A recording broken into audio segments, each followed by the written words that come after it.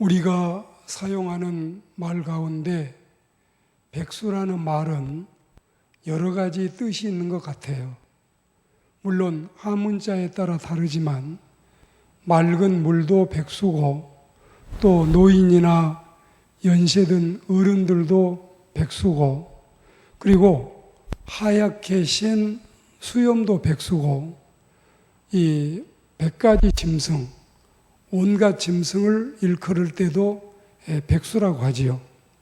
그리고 흰 백자, 손수자를 쓰면 한 푼도 없는 처지의 사람을 백수라고 해요.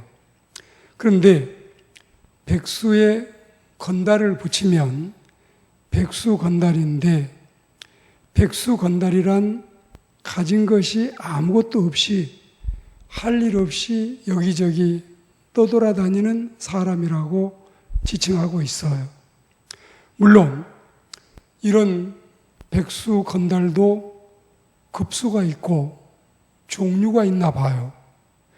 1급의 동백은 동네 백수고 2급의 가백은 가정백수 그리고 3급의 마포불백은 마누라도 포기한 불쌍한 백수라고 한다네요. 그리고 4급의 화백이 있는데 화려한 백수. 예를 들면 미국의 지미 카터 대통령은 퇴임 후에 더 화려한 역할을 하기 때문에 화백이라고 하고 조지 부시 대통령은 가백, 가정의 백수로 사람들이 부르고 있다고 합니다.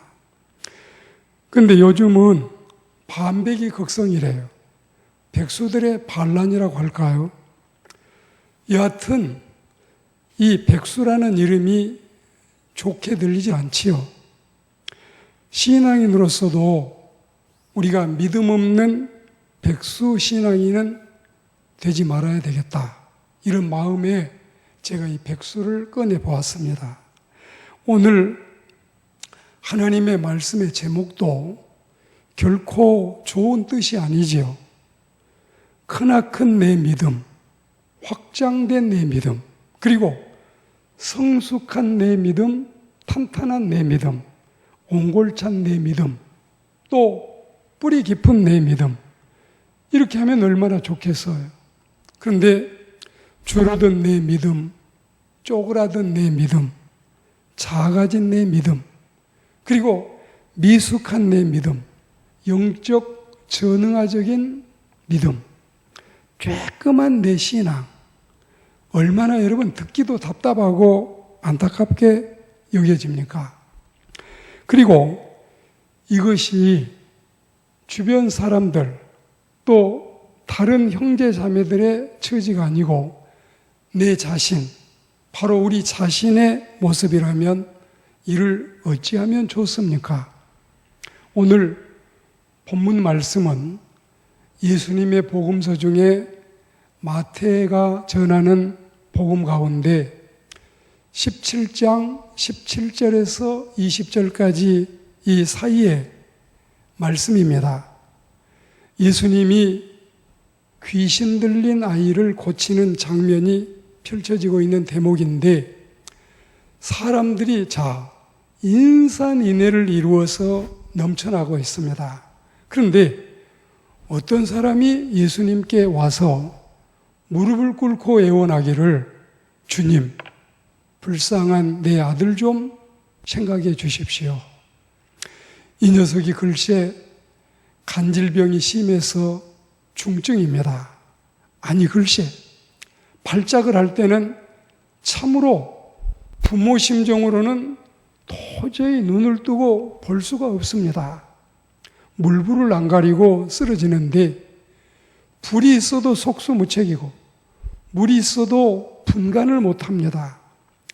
애비 마음이 하도 답답해서 선생 제자들에게 데리고 와 보았지만 아뿔싸 선생의 제자들로서는 역부족인지 못 고치던데요. 제발 제3 부탁드립니다. 내 아들 병 좀 고쳐주십시오. 이런 이 딱한 사정을 다 듣고 나신 예수님께서 말씀을 하시는데, 참 답답하다. 이 믿음이 없고 이 패역한 시대요. 내가 언제까지 너희들과 함께 있어야 되며 내가 얼마나 너희들에게 더 인내심을 발휘해야 되겠느냐. 그래, 좋다. 그 아이를 내 앞으로 데려와 보거라. 그러시고 나서는 엄중한 태도로 그 아이 속에 들어있던 귀신을 꾸짖으시니 귀신은 그 길로 떠나갔고 천만다행으로 그 아이는 그때부터 정상이 되었습니다. 정말로 우리 예수님이 아니시라면 아무도 감히 엄두도 낼 수 없는 엄청난 일을 우리 주님이 해내신 겁니다. 일이 이렇게 되니까 멋쓰게진 제자들은 아마도 제 생각에 눈을 감았다, 또 눈을 떴다, 그리고 깜박깜박거리면서 뒷머리를 극적거리더니 무거운 입을 열어서 예수님께 이렇게 묻습니다. 선생님, 묻기도 민망하오나 우리는 왜 안 됩니까? 우리는 왜 못했나요? 우리에게는 왜 선생님 같은 그 능력이 없는 거지요? 우리는 왜 못 고쳤을까요? 기어 들어가는 소리로 묻는 것인데, 그때 예수님의 대답은 간단했습니다. 육하 원칙 혹은 기승전결이라는 것도 없고 특별한 비법을 언급하시는 것도 아니었습니다. 서론 본론 없이 바로 결론에 도달하는 기분입니다. 누가, 언제, 어디서, 무엇을, 어떻게, 왜, 이런 탁상 공론을 벌릴 필요조차 일체로 없다는 말씀인가 봐요. 우리 집 강아지가 2020년 9월 20일 아침 8시에 거실에서 내 책과 중요 노트를 물어뜯어서 쓸모없게 해버렸다. 아마도 내가 강아지 밥을 이틀을 굶겨서 그랬나 보다. 어쩌면 이러니 다른 설명, 이러니 기승전결 육가 원칙이 또 장황한 논리의 전개나 연설이 전혀 필요가 없었던 우리 주님의 모습입니다. 그리고 주님의 말씀이 그건 간단해. 너희 믿음이 작은 까닭이야. 이제 알겠어? 내 말 알아들어? 알아들었으면 그것으로 됐다. 예수님은 이런 대답을 하셨고, 물론 후속 조치로 더 언급을 하셨지요. 내가 정말 진실을 말하는데 만일 너희 믿음이 겨자씨 한 알만큼만 있어도, 그야말로 눈꽃만큼만 믿음 알갱이 한 개만 있어도 너희가 봉제산이나 우장산더러 한강으로 떨어지라 하여도 너희 명령대로 그렇게 되었을 거다. 어디 그뿐인 줄 아니?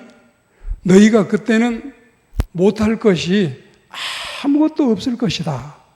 그리고 21절에 없음이라고 표기되어 있는데, 이 없어진 말씀의 내용이 예전에 세밀한 성경에 보면 기도와 금식이 더욱 요청됨을 기록해 놓으셨습니다. 과연 우리에게 이렇게 필요한 게 바로 믿음이에요. 진정코 우리에게 하나님을 감동시키고 하나님을 움직이게 하는 믿음이 있다면야 우리 예수님이 하셨던 일을 우리도 다 할 것이고, 심지어는 예수님보다도 더한 일도 하리라고 하셨습니다. 자, 이제 겨자씨가 등장하는데, 통상 씨앗 가운데 가장 작은 것으로 여겨졌던 미미한 크기와 분량, 보통 여러분 겨자씨 200개 이상을 얹어야 고작 1g밖에 나가지 않는 먼지나 티끌 같은 심히 보잘것없고 심히 초라. 그래서 제가 이 사전에 보니까 겨자씨 하나는 킬로그램으로 쳤을 때 0.00155kg이다. 그러니까 너무너무 미미한, 정말 수백 개를 놓아도 1g이 될까 말까 하는 이런 작은 것이 겨자씨 아니겠습니까? 그런데 이렇게 적은 씨앗이 나중에 커서 3m, 4m의 이 나무가 되고 심지어는 4.5m, 5m까지 커지는 나무가 된다는데 정말 대단하지 않습니까? 자, 이 니코티아나 그라우카 혹은 브라시카 니그라라는 이름으로 부르고 있는 이 겨자씨는 사실 질보다는 양으로 취급돼서 이런 비유가 나왔지만, 그런데 과연 나에게 이런 겨자씨만한 작은 믿음이라도, 작은 신앙심이라도 있는가? 저는 오늘 말씀을 전하면서 여러분을 문책하고 싶기보다는 제 자신에게 화살을 돌려서 좀 저에게 먼저 말씀을 전하고 싶고, 여러분도 같은 은혜를 받았으면 하는 바람이 큽니다. 내 믿음을 크기로 보았을 때 내 믿음은 예전보다 몹시 작아진 것 같아요. 내 믿음을 분량으로 보았을 때 내 믿음은 그전보다 무척 줄은 것 같아요. 그리고 내 신앙을 상품으로 보았을 때 내 신앙은 전보다도 그 값이 뚝 떨어진 것 같아요. 그리고 내 신앙을 식품으로 보았을 때 내 신앙은 과거보다 엄청 변질된 것 같습니다. 그리고 내 믿음을 폼으로 보았을 때 내 믿음은 초기보다도 몹시 쪼그라든 것 같아요. 믿음이 더 커져야지, 믿음이 더 확대돼야지, 그리고 믿음이 더 성숙해져야지. 왜 우리는 그렇게는커녕 오히려 뒷걸음질 치고 있을까요? 띨띨해진 내 신앙, 퇴보한 내 신앙 때문에 몹시 슬프고 가슴이 아파요. 당연히 이전보다 더 좋아지고 성숙해지고 튼튼해지고 속이 꽉꽉 차 있어야 될 내 믿음이 그렇지 못해서 심히 부끄럽고 마음이 아프고 우리 주님께 뭐라고 변명할 여지가 없는 우리 자신을 발견하게 됩니다. 우리 주님이 이런 나를 보시고서 뭐라고 하실까 두렵습니다. 저는 젊었을 때부터 신영균이라고 하는 영화 배우를 너무 좋아해서 그분이 나오는 영화는 거의 다 본 것 같아요. 그런데 이 신영균 유명 배우가 신앙생활을 잘하고 장로님이 돼서 이제는 90을 넘긴 유명 스타인데, 그분이 이런 이 생전에 자기의 사후를 예견하고 이런 유언을 남겼어요. 앞으로 내가 살아봐야 얼마나 더 살겠습니까? 그저 남은 재산 500억 원을 다 베풀고 가면서 인생을 매듭하고 싶습니다. 나중에 내가 세상을 떠날 때는 내 관 속에 성경책 한 권만 묻어주면 그것으로 만족하고 감사합니다. 여기에 비하면 우리는 얼마나 더 살아야 우리 신영준 장로님 같은 성숙한 믿음에 이를 수 있을까요? 우리들의 신앙 상태의 향상과 퇴보, 전진과 후퇴도 각각 개인의 입장과 처지에 따라서 기분이 다르고 또 기준도 다르겠지만, 만약에 주일을 1년에 절반만 지키던 신자가 52주일을 온전히 성수한다면 그는 신앙이 커다랗게 향상이 된 거지요. 그러나 매주마다 주일을 생명처럼 여기고 살아왔던 우리가 수차례를 주일을 못 지키고 결석한다면 그건 타인에 비해서는 아직도 양호하다고 하여도 자신의 신앙 측정에서는 퇴보한 거죠. 은혜를 받았던 것도 설교나 말씀에 있었던 게 아니고 내 신앙 상태나 내 믿음의 유무에 있었던 것 같습니다. 그러니까 설교의 은혜는 설교자의 입에 있었던 게 아니고 우리 자신의 귀에 있었던 것 같아요.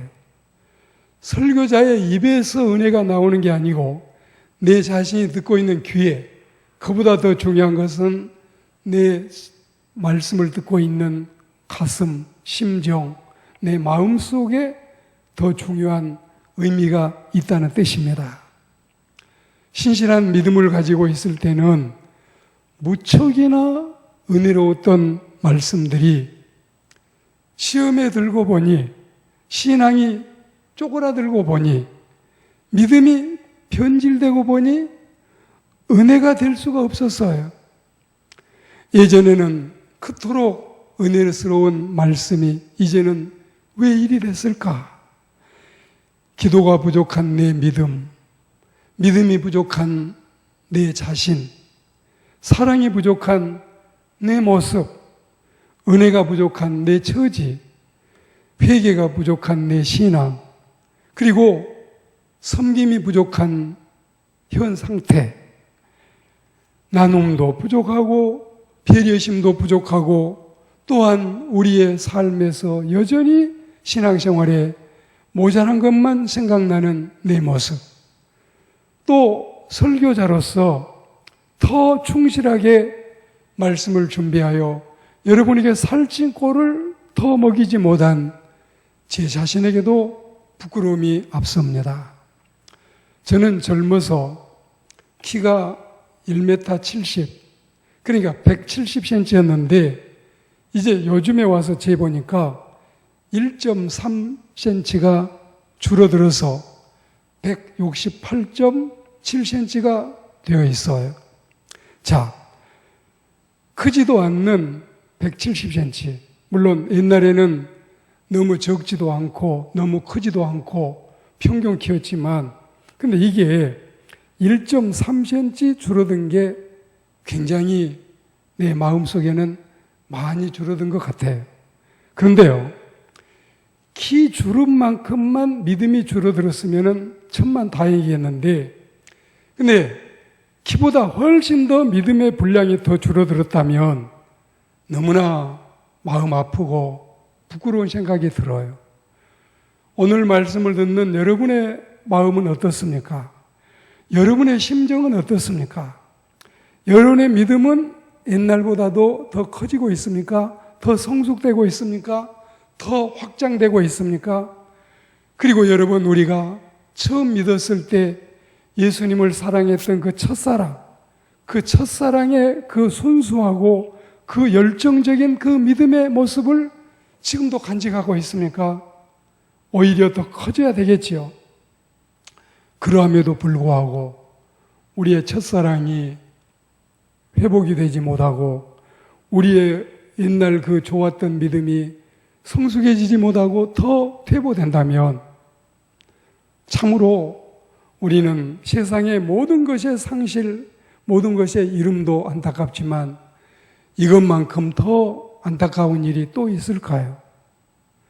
대장부 신앙, 여장부 신앙, 큰 믿음, 큰 기적의 신앙, 그리고 우리 하나님께 칭찬받는 튼실한 믿음의 사람들이 다 되시기를 주의 이름으로 축복합니다.